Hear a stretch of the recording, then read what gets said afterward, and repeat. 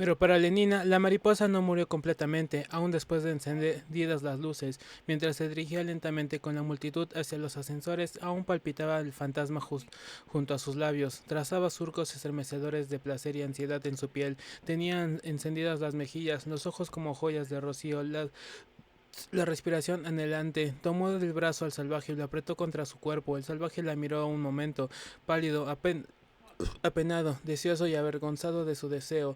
Él no era digno, no lo era. Sus miradas se cruzaban por un momento. Qué tesoros prometían los de ella. Creo que no deberías ver estas cosas, dijo, apresurándose a atribuir a las circunstancias que los rodeaban el posible reproche por cualquier pasado o futuro fallo en la perfección de Lenina. ¿Qué cosa, John? Es horrible película. Horrible, Lenina está sinceramente atónita, pero sí está estupenda. Era abyecta, dijo él con indignación, y noble. No entiendo, contestó Lenina. ¿Por qué era tan raro? ¿Por qué se empeñaba en arruinarlo todo? En el taxicóptero apenas la miró, ligado por poderosos votos nunca dichos, obedeciendo a las leyes que hacía mucho habían cesado de regir, se mantenía silencioso, con el rostro vuelto hacia otra parte, a veces como si un dedo hubiese tirado de la cuerda, a punto de romperse. Todo su cuerpo se estremecía por una súbita sacudida nerviosa. Aterrizó el taxicóptero sobre la azotea de la casa de Lenina. Por fin, pensó ella triunfantemente al bajar. Por fin, aun cuando hubiese estado tan raro hasta allí de pie, bajo una lámpara, se miró a su espejito. Sí tenía la nariz un poco brillante, sacudió el polvo que se había desprendido de la borla. Tendría el tiempo justo mientras bajaba del taxi. Lenina se empolvó la nariz pensando, es guapísimo. No tenía por qué ser tan tímido como Vernon y sin embargo cualquier otro lo habría hecho desde tiempo atrás, pero por fin el fragmento de su rostro que se reflejaba en el redondo espejito de pronto le sonrió. Buenas noches, dijo una voz ahogada en su espalda. Lenina se dio la vuelta rápidamente. John estaba parado junto a la abierta portezuela del taxi, mirándola fijamente. Era evidente que no había cesado de mirarla durante todo el tiempo, mientras ella se empolvaba la nariz, esperando o dudando, intentando decidirse y pensando todo el tiempo pensando. Buenas noches, Lenina, repitió el salvaje. Pero John, yo creí que, quiero decir, no vas a... John cerró la portezuela y se inclinó hacia adelante para decirle algo al conductor. El taxicóptero despegó. Mirando hacia abajo por la ventanilla del suelo, John pudo ver a Lenina con la cabeza echada hacia atrás.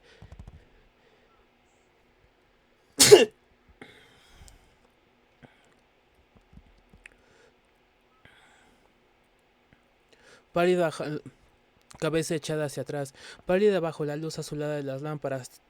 Tenía los labios entreabiertos, lo llamaba. Su silueta, cada vez más pequeña, se alejaba cada vez más hasta volverse diminuto. El cuadro de la azotea, reduciéndose, parecía hundirse en la noche. 5 minutos después, el salvaje estaba en su habitación. Sacó de su escondrijo el volumen roído por los ratones y hojeó religiosamente las páginas manchadas y arrugadas y se puso a leer Otelo, Otelo. Recordaba, se parecía al protagonista de 3 semanas en el helicóptero. Era un negro también.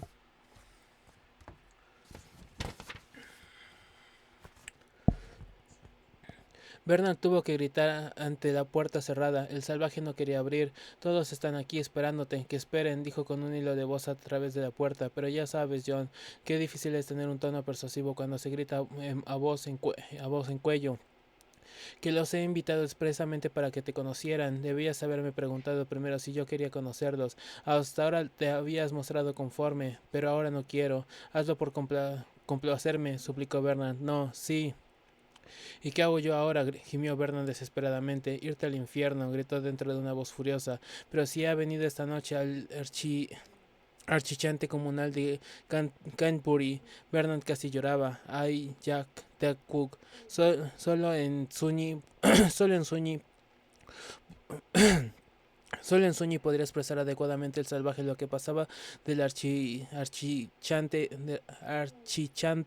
de Canterbury. Honey, agregó como pensando lo mejor y después con ferocidad burlona. Sons eso escena. Escupió en el suelo como lo hubiera hecho Pope. Por fin, Vernon tuvo que marcharse cabizbajo y deprimido a sus habitaciones e informar a la impaciente concurrencia que el salvaje no saldría aquella noche. La noticia fue acogida con indignación. Los hombres estaban furiosos de que se hubiese jugado con ellos hasta el punto de hacerles tratar cortésmente a un tipo insignificante, con pésima reputación y opiniones heréticas. Cuando más elevada era su posición, más profunda era su resentimiento. Jugarme a mí una broma como esta, repetía constantemente el archichantre. A mí, en cuanto a las mujeres, estaban dignadas de ver que habían sido timadas por un desdichado hombrecillo en cuyo frasco se había echado alcohol por equivocación, por una criatura que tenía el físico de un gama menos. Esto es un ultraje, decía con voz cada vez más fuerte.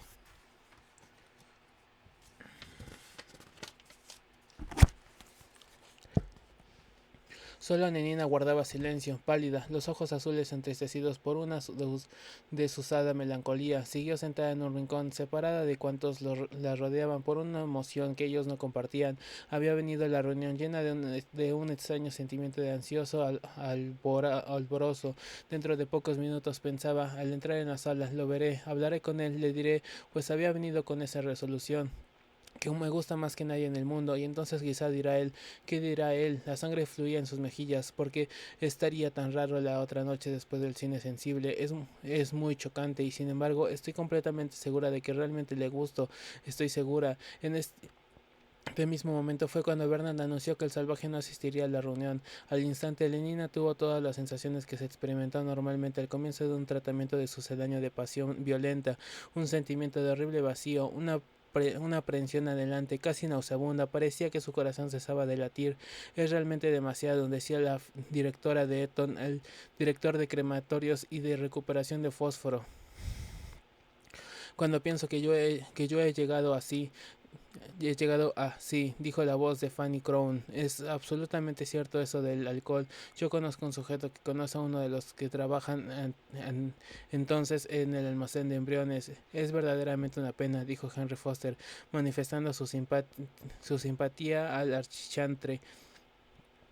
Quizás pueda interesarle a usted saber que nuestro ex director está a punto de trasladarlo a Islandia.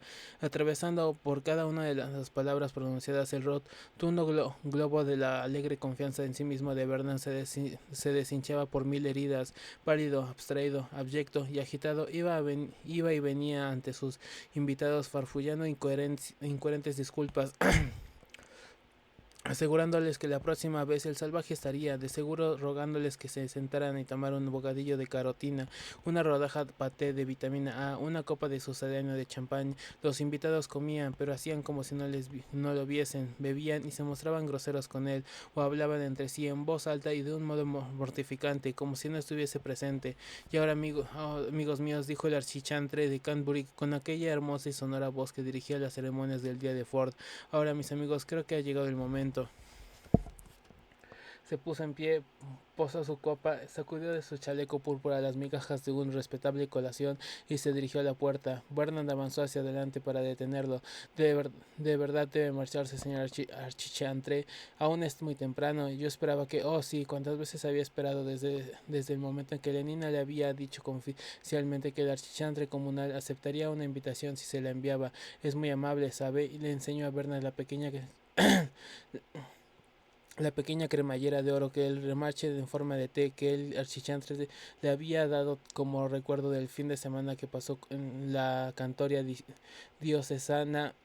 Asistirían el archichantre de Canterbury y Mr. Salvaje. Bernard había proclamado su triunfo en toda la invitación enviadas, pero el salvaje escogió precisamente aquella noche para acercarse en su cuarto y gritar Hani, y hasta por fortuna de verdad no entendía el suñi. Sons eso etnets na. Lo que debería haber sido el momento cumbre de la carrera de Bernard se había convertido en un instante en la mayoría de las humillaciones.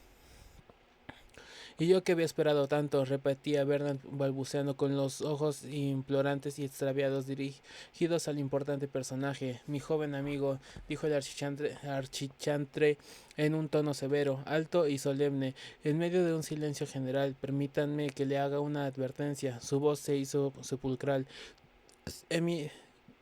Enmiéndese, amigo mío, enmiéndese. Hizo la señal de la T sobre su cabeza y se volvió. Lenina, querida, dijo en otro tono, ven conmigo. Obediente pero sin sonreír del todo, insensible al honor que se le dispensaba sin entusiasmo alguno, Lenina salió de la sala tras él. Los demás invitados lo siguieron. Después de un respetuoso intervalo, el último cerró de golpe la puerta. Vernon se quedó solo, atravesando de parte a parte, desinflado del todo, se dejó caer en una silla y tapándose la cara con las manos comenzó a llorar. Reaccionó al cabo de unos minutos, sin embargo, tomó 4 tabletas de soma. Allá arriba, en su cuarto, el salvaje leía Roma y Julieta. Lenina y Archichantre se detuvieron en la azotea de la cantoria. Apresúrate, amiga mía, quiero decir, Lenina, gritó impaciente el archichantre desde la puerta del ascensor. Lenina, que se había contenido un momento para mirar la luna, bajó los ojos y cruzó apresurada la azotea.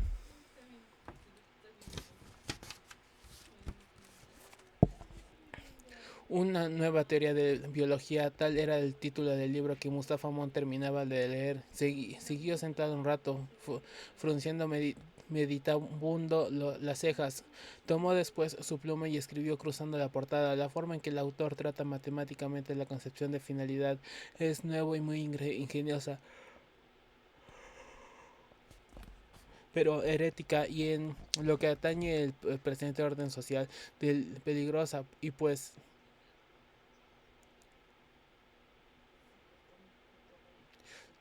orden social peligrosa y subversiva en potencia. No se publique. Subrayó estas palabras. Debe vigilarse al autor. Quizás pueda ser necesario su traslado a la estación de biología marítima en Santa Elena. Qué lástima, pensó mientras firmaba, en un trabajo admirable, pero una vez que empiezan a admitir explicaciones de orden finalista, no se sabe a dónde irán a parar. Son esta clase de ideas que las que más fácilmente pueden desacondicionar las mentes sólidamente encontradas de las castas superiores, haciéndolas perder su fe en la humanidad como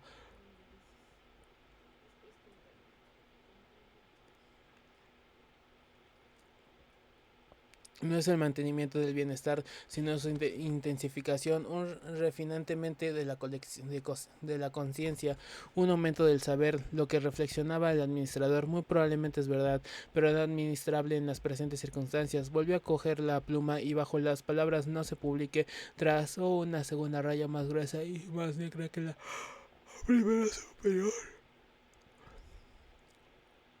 Suspiró. Qué bien se pasaría si no tuviera que pensar en la felicidad. Como los ojos cerrados, arrobado y radiante del rostro, John declamado en la edad.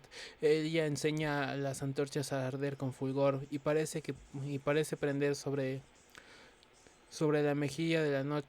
Sobre la mejilla de la noche, como una rica joya en la oreja de un etíope, belleza excesiva para ser usada, demasiado para la tierra. La T de oro brillaba sobre el pecho de Lenina. El archichantre comunal juguetonamente le cogió y la trajo hacia sí lentamente. Me parece, dijo de pronto Lenina, rompiendo un largo silencio,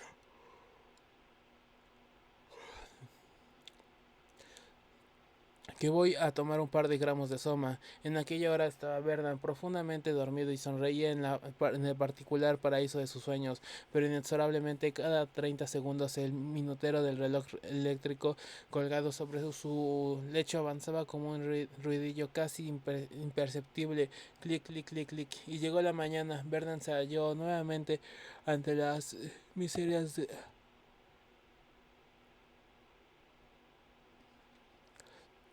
Y llegó la mañana. Vernon se halló nuevamente entre las miserias del espacio y del tiempo, y en ese estado de ánimo más reprobable, repro- estaba de ánimo más deplorable, fue en taxi a su trabajo en el centro de condicionamiento. La embriaguez del triunfo se había disipado. Era sobriamente un antiguo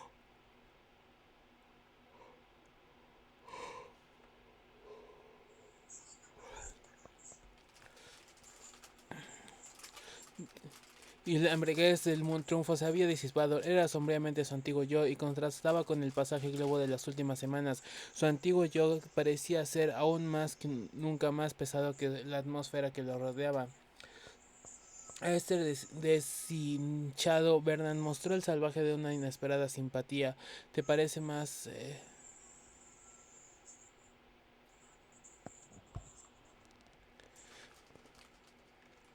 ¿Te pareces más... Y a este desdichado Bernard mostró el salvaje una inesperada simpatía.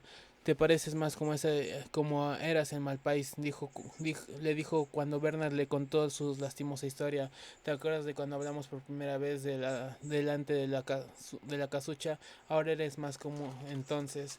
¿Por qué vuelvo a ser desgraciado por eso? Bueno, ¿y qué preferiría ser desgraciado a esta especie de felicidad falsa y engañosa que aquí tienen? Pero me gusta, dijo Verdad amargamente. Pero me gusta, dijo Brandon amargamente. Eres tú el causante de todo. No quisiste asistir a mi reunión y todos se volvieron contra mí. Sabía que cuando decía era absurdo e injusto. Reconocía para sus adentros y a fin de cuentas la verdad de cuando decía el salvaje sobre el escaso valor de unos amigos que podrían tocarse por una desatención tan leve en encarnizados enemigos. Pero no obstante que lo sabía, él lo reconocía y de su apoyo y, y de que su apoyo y simpatía fuesen ahora su único consuelo. Vernon continuaba alimentando tan perversamente junto con los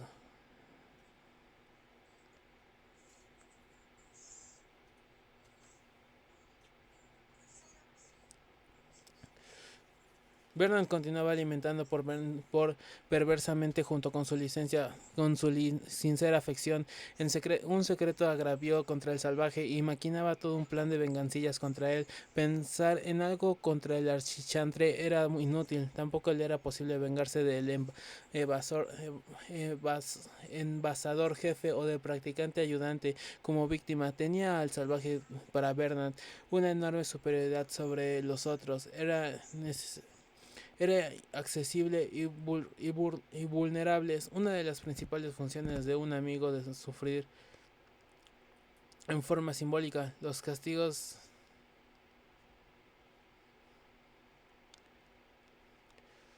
Vulnerable, una de las principales funciones de un amigo es sufrir en forma simbólica los castigos que queremos y no podemos infligir a nuestros enemigos.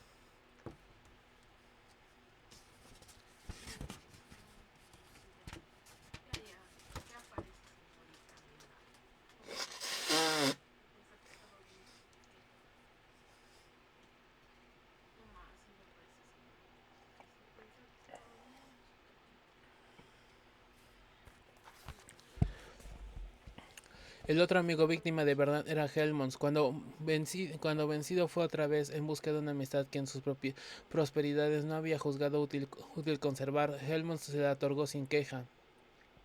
La primera vez que se encontraron después de su reconciliación, Vernon le contó la historia de su desgracia y aceptó sus consuelos. Solo algunos días después se enteró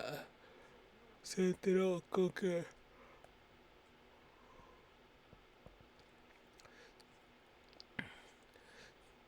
y aceptó su consuelo. Solo algunos días después se enteró de que con sorpresa y dolorosa vergüenza de que no era el único que tenía dificultades. También Helmut había entrado en conflicto con la autoridad a causa de unos versos. Aclaró, explicaba mi curso acostumbrado de ingeniería emocional superior a los estudiantes de tercer año. 12 conferencias, las séptima de las cuales trata de versos sobre el empleo de los versos rimados en propaganda moral.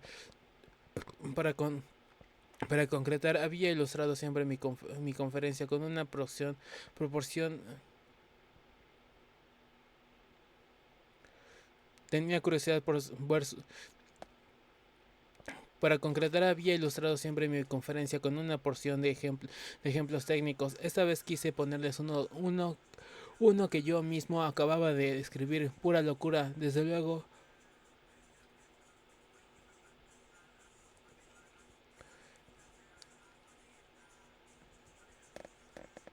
Tenía curiosidad por ver sus reacciones. Además, esta vez quise ponerles uno que yo mismo acababa de escribir. Pura locura, desde luego, pero no pude resistir la tentación. Se echó a reír. Tenía curiosidad para ver sus reacciones. Además, agregó más en el agregar más en serio. Quería hacer un poco de propaganda, quería hacerles percibir algo de lo que sentí cuando escribí los versos Ford. Río de nuevo, la que se armó. El jefe me llamó y amenazó con expulsarme inmediatamente. Soy hombre mercado.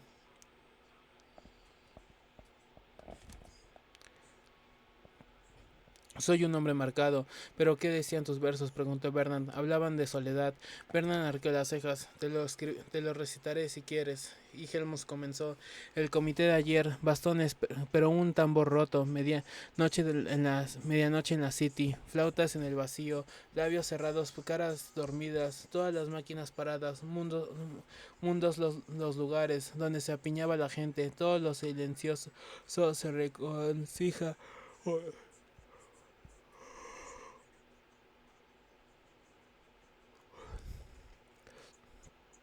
donde se apiñaba la gente, todos los silencios regocijan, lloran en voz alta o baja, hablan, pero ignoro con la voz de quién.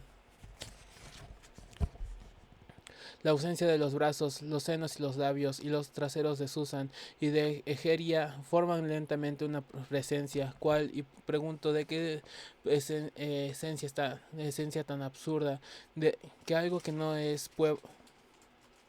es Puebla, sin embargo, la noche desierta más sólidamente que esa otra con la cual copulamos y que tan escuálida nos parece. Bueno, se los puse como ejemplo y ellos me denunciaron ante el jefe. No me sorprende, dijo Verdon, es precisamente puesto a todos su enseñanza durante el sueño. No olvides que se les ha prevenido cuando menos 250,000 veces contra la soledad.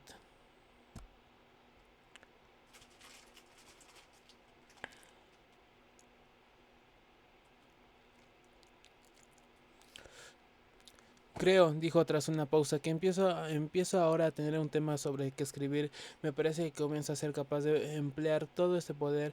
Siento en mí suplementario latente.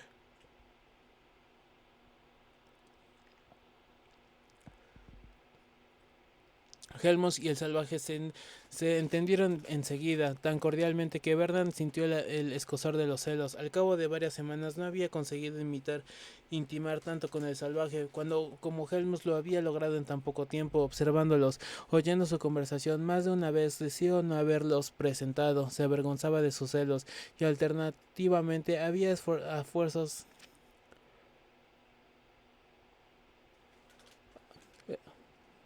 no haberlos presentado, se avergonzaba de sus celos y alternativamente hacía esfuerzos de voluntad y tomaba suma para no sentirlos, pero no eran muy afortunados sus esfuerzos y entre las escaleras de Soma habían necesariamente intervalos y en afortunados sus esfuerzos y entre las escapadas de Soma había necesariamente intervalos y el odioso sentimiento retornaba incansable. En su tercer encuentro con el salvaje, Helmut le recitó sus versos de soledad. ¿Qué te parecen? Preguntó cuando terminó de leerlos. El salvaje meneó la cabeza.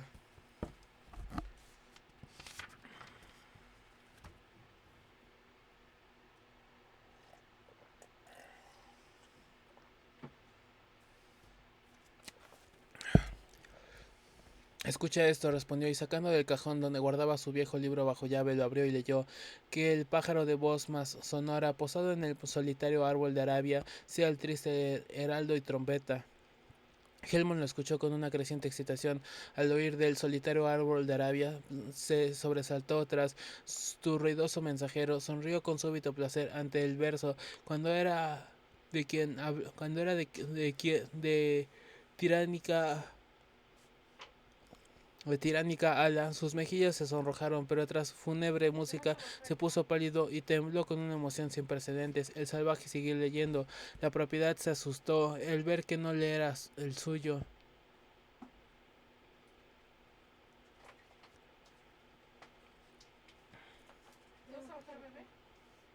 Mismo, dos hombres para una sola naturaleza, que ni dos ni una podían llamarse. La razón es en sí misma confundida. Veía unirse la división. Orgía porfia, dijo Vernon interrumpiendo la lectura con una desagradable risotada. Es sencillamente un himno del servicio de solidaridad, así que vengaba de sus oídos, de sus dos amigos, porque sentía más afecto entre sí que hacia él. Durante las 2 o 3 reuniones siguientes repitió a menudo su vengancilla. Era fácil, pues los dos, Helmont y el salvaje, sufrían mucho viendo romper y mancillar su amado cristal poético, sumamente eficaz. Por fin Helmont lo amenazó con echarle un puntapié en el trasero si volvía a interrumpir, y sin embargo, cosa siguiente de los dos, Helmont y el salvaje, sufrían mucho viendo romper y mancillar su amado cristal poético, sumamente eficaz. Por fin Helmont lo amenazó con echarle a puntapié en el trasero si volvía a interrumpir, y sin embargo, cosa curiosa, la interrupción siguiente, la más torpe de todas, vino de Helmont. Leía el salvaje en voz alta. Romeo y Julieta, leía con una intensa y vibrante pasión, porque no dejaba de verse a sí mismo como como Romeo y a Lenina como Julieta. Helmont había escuchado con su sumo interés la escena del primer encuentro a los amantes. La escena del jardín le había deleitado con su poesía, pero los sentimientos expresados le hicieron sonreír, porque de ese modo, a causa de desear una chica se le antojaba ridículo, pero como detalles verbales que significan pieza de ingeniería emocional. Ese viejo escritor, dijo, hace parecer a nuestros mejores técnicos en propaganda como unos solemnes tontos. Sonrió triunfante el salvaje y reanudó la lectura. Todo fue bien hasta que en la última escena del tercer acto, Capuleto, su señora, empieza a convencer a la fuerza a la Julieta de que se case con Paris Helmont. Estuvo nervioso durante toda la escena, pero cuando realzado por el salvaje con patética mímica, grita Julieta, ¿en qué no hay compasión compasión en lo alto de las nubes? Que lea en el fondo de mi dolor. Oh, dulce madre mía, no me retrases, aplaza esta boca por un mes, por una semana, o si no quieres preparar el lecho de todas, en el triste mausoleo donde yace Tibaldo. Solo Helmont, una cajita abre. Una una carcajada irremediable.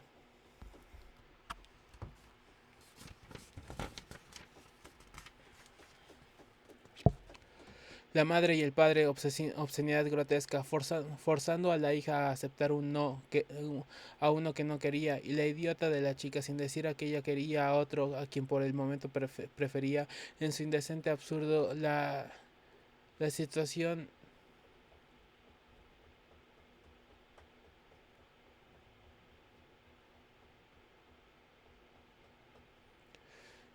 Dulce madre, y es el trémulo tono de una angustia con el que no había dicho el salvaje, y la alusión al muerto Tíbaldo, pero evidentemente sin incinerar y desperdiciando su fósforo en una bóveda sombría, era demasiado. Se rió a carcajadas, hasta que las lágrimas empezaron a correrle por el rostro.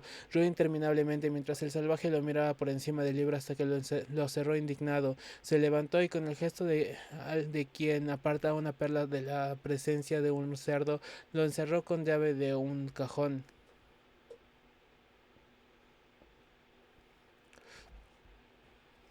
Y sin embargo, dijo Helmut, cuando recobró el aliento suficiente para poder disculparse y calmar al salvaje para que escuchara sus explicaciones, comprendo demasiado bien que se necesitan situaciones ridículas y absurdas como esta. No se puede escribir realmente bien sobre otros temas. ¿Por qué este viejo escritor resulta ser un magnífico exponente técnico de propaganda? ¿Por qué tenía tantas cosas dolorosas que lo exaltaron? Hay que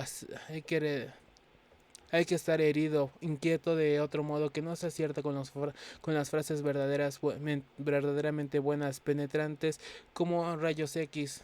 Por eso de los padres y las madres me a la cabeza. No esperes de mí que pueda estar serio oyendo hablar de padres y madres. ¿Y quién demonios no se va a interrumpir? Y por eso de los padres y las madres. ¿Y quién demonios no se va? no se va a impresionar por ver si un chico se lleva a una chica o la deja. Ante aquellas palabras el joven salvaje pareció molesto, pero Helmut, que miraba al suelo, no lo notó. No, terminó con un suspiro. No me sirve, necesitamos otra especie de locura y violencia. Pero no sé,